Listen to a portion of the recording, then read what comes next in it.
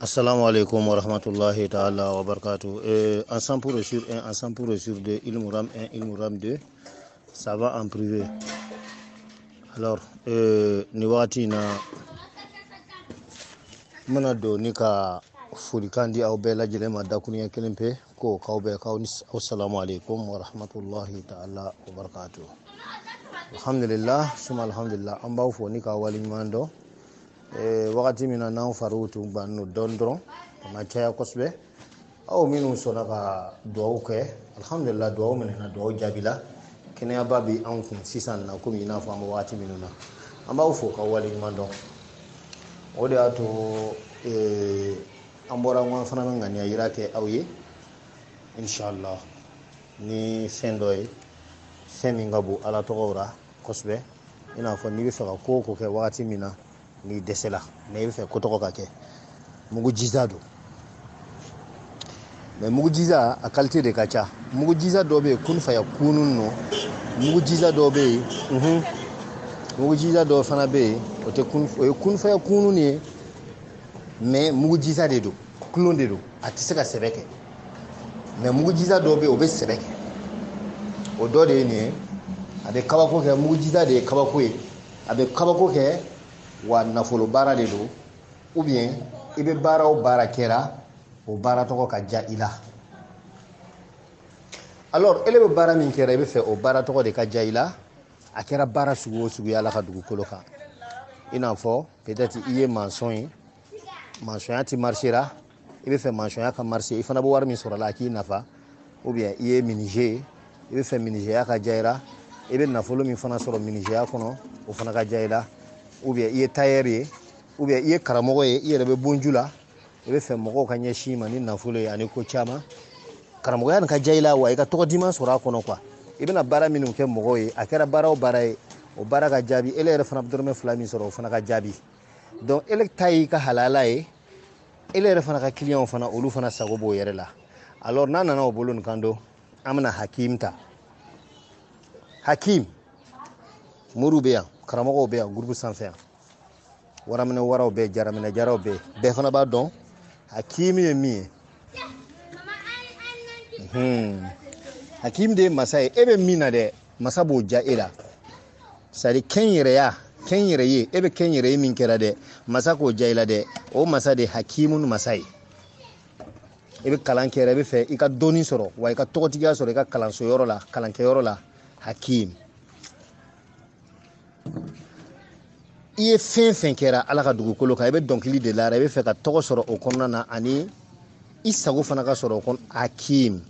iye commerçant de akera jago sugo ye ibe fe ko togo tigiya no shetigiya ta ka heres hakim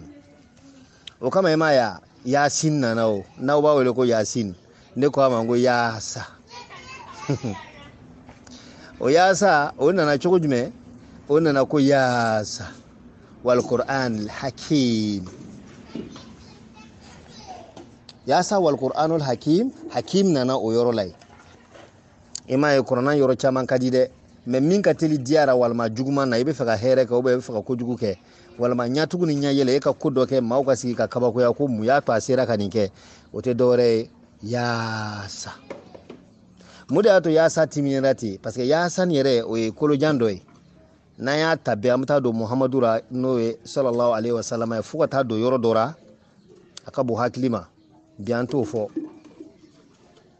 anto kuma fo bi andati la magauka mais amba fo ko e kolonya yasin na bo mi forate kolonya do de mi fanno kolonya bina ni ko mi be qur'an kon nana na fana ya damana kaba ko kolonya mais ni tara ala kira to keme flano kelen fle e bita soro ya saba konai ba yira ka fo ko ne doni mi famia kono o beta ala kira mankutu yoro de ka be kaba ko ke mugo jisa ba kono meni nana taye yasin nana bo yasa nikolo jambana akodi ko wal qur'an ko ika don ko qur'ana el hakim don ne ra hakilla ne faka kuma o hakim ne kan bi kadi au duba de on bela jelema inshallah mba kuma ke sista mba ban beba ere soro sadi i hakili bi se ka ko miri ko soro kile kelin konna na dugugwe ni dugugwe konna na o de be ke fukata se sogo kamiw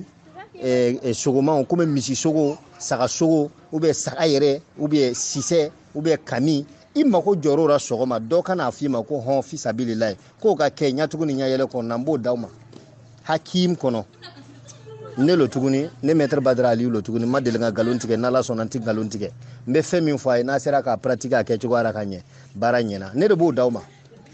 sisɛ ko bira bi n'a ma sɔrɔ bi i bɛ maloya n'i y'a bugɔ dɔrɔn hakim kɔnɔna na dɔrɔn i bɛ sɛ sɔrɔ bi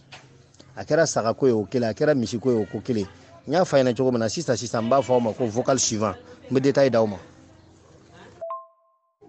alors a bɛ daminɛ cogo jumɛn a kana ɲina fiyewu aw bɛna suran jumɛn sɛbɛn a bɛna suratul yasin sɛbɛn n'aw sera n'aw ko bisimilahi rahmanir rahim yasin wal qur'anil hakim a bɛna hakimun ni mimun ni a b'ale dayɛlɛ n'a ye mimun dayɛlɛ a b'a wo bonya ka walaga ɲɛ fa n'a ye